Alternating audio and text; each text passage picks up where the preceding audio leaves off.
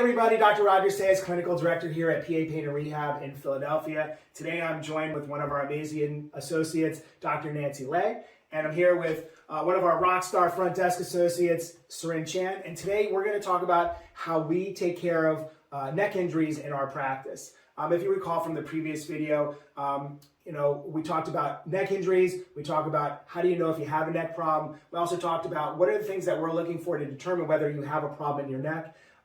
We mentioned we can get information from MRIs to let us know if there's any problems with the discs.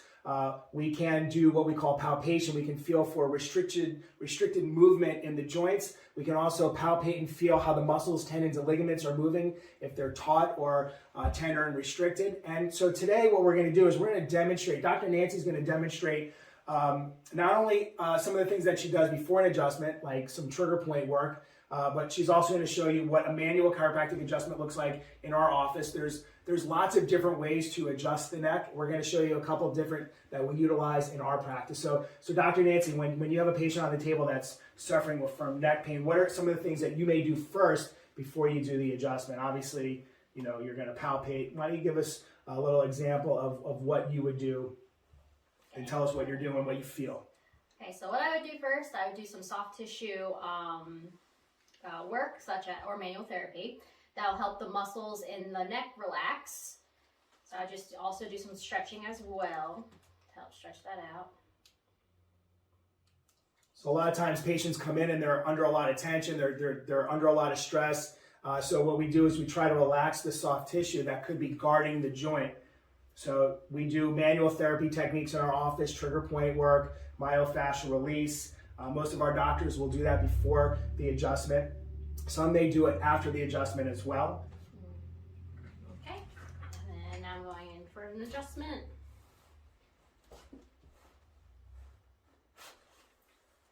So that would be an example of a more manual technique. We use a little bit of force to help put movement back into the joint, the restricted joint, the restricted soft tissue. That could be also a culprit of the pain that our patient is experiencing. But we also have patients that can't tolerate a more manual adjustment. So we use an instrument called an activator. We have other forms of instrument-assisted adjustments as well. Dr. Nancy is going to demonstrate what that looks like. If we could have Seren, if you could flip over on your stomach.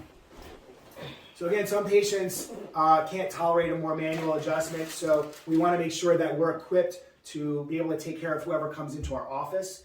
So Dr. Nancy is going to show us. Same thing, she's going to find the restricted segment that she wants to adjust, but instead of using her hands, she's going to use an instrument that's going to put a very slight but gentle force in the restricted area. It generally does not hurt, but sometimes it is sensitive, but these are some of the techniques that we utilize when we have patients in our office. So again, if you yourself are experiencing neck pain, you're not sure why, you can refer back to our video, 3 tests that you can do to determine if you have a neck problem. You can give us a call at our office to see if we can help you. You can call us for a consultation.